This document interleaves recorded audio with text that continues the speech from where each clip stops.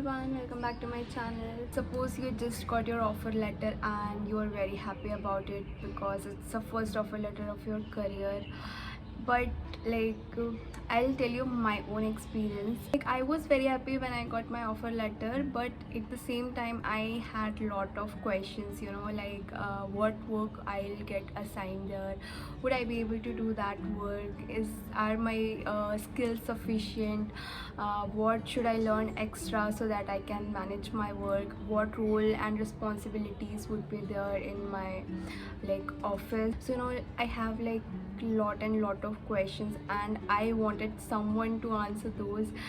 So maybe you also get those questions in your mind if it is your first company, because till the time you will join your second company now, you will be very familiar about. So I won't go very deep. I will just tell you in layman terms so that you just get an idea what work is going to be there in any IT company.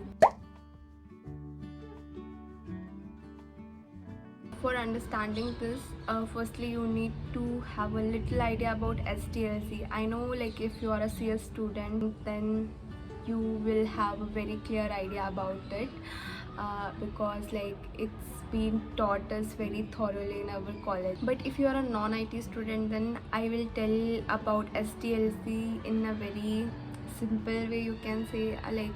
If you want to learn in detail, then there are a lot of videos on YouTube. Here I don't want to keep it very long, but just for what I'm going to tell further, it's necessary that you should have an idea about it. So SDLC, as I told, is software development life cycle. So it's basically a phase for developing and maintaining a software. Suppose you have to create an application. It's not like that you will just write the code and if your code is success, then the application is done. So it needs lot of maintenance and development for an application to run successfully on production. So for that, SDLC have different phases for developing and maintaining a software. So the first phase is where we gather the requirements, that why we are making that software, what's the use case. So in the first phase, requirement gathering has been done. Then we have the second phase, that is the planning phase.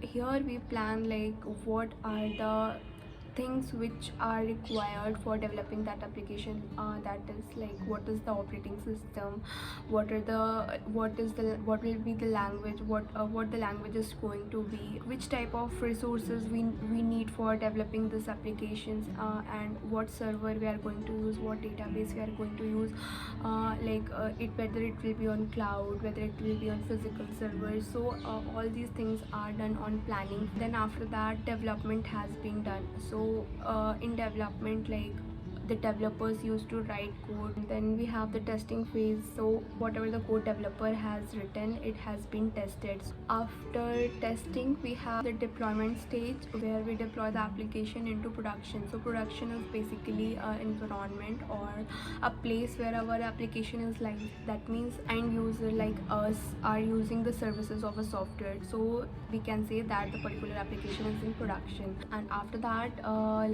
that software needs maintenance.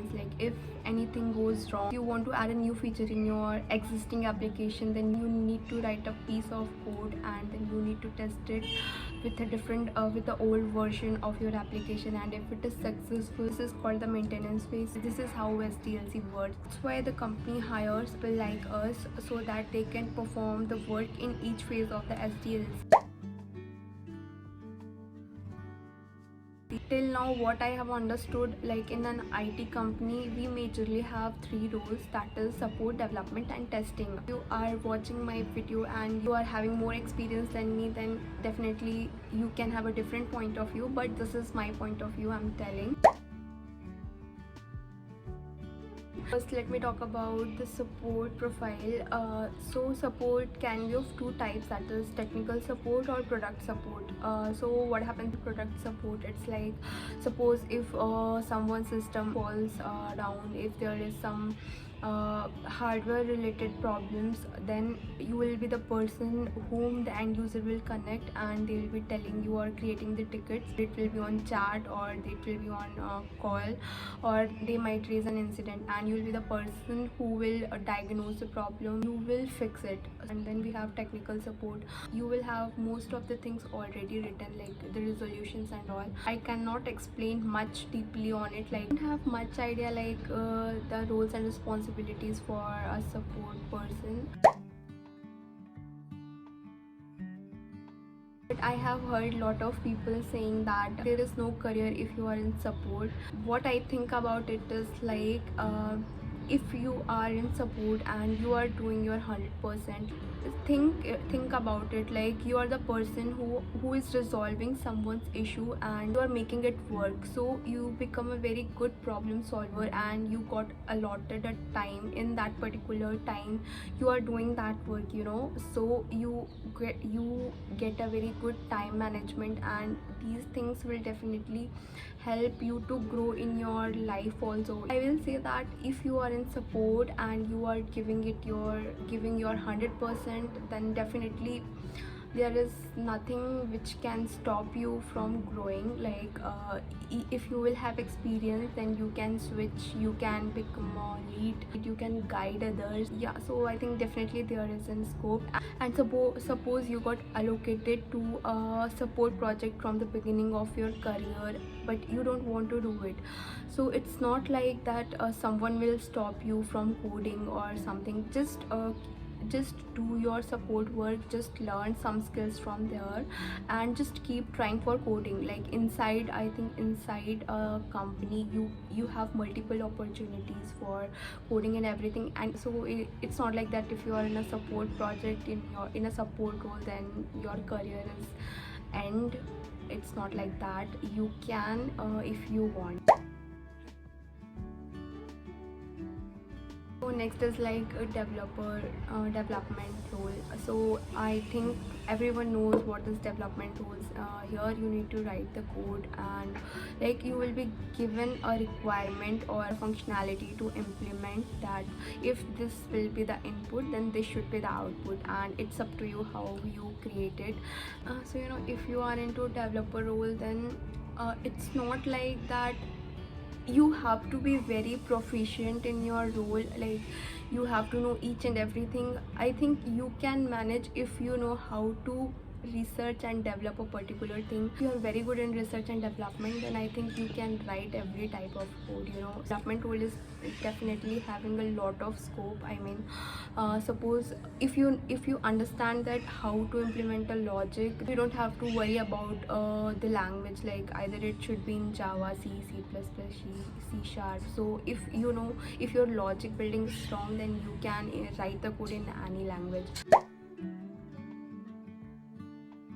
So third, we have testing. So testing can be of two types, that is manual testing and automated testing. So in manual testing, it's like you should be given a use case, so there you have to put some inputs, and if the output is according to the requirements, then you can say the particular code is working properly. So in automated testing, we have some predefined test cases, and if the application code qualifies all those phases, then you can say that the code is working fine. Like we have some white box testing, black box testing.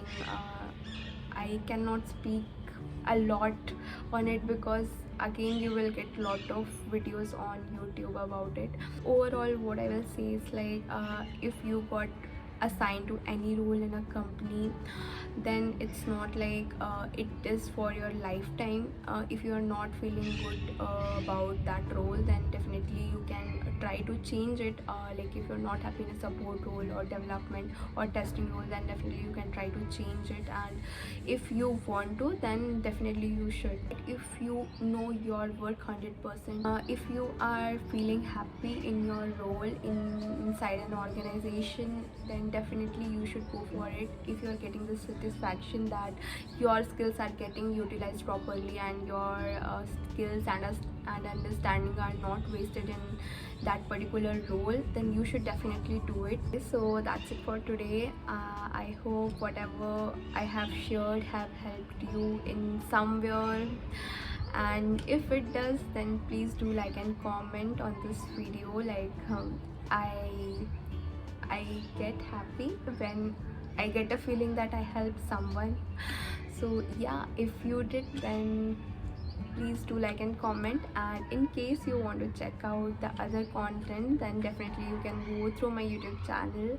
And in case you like something, then please consider subscribing, because it gives me a little motivation for making more such videos. Until next time, bye.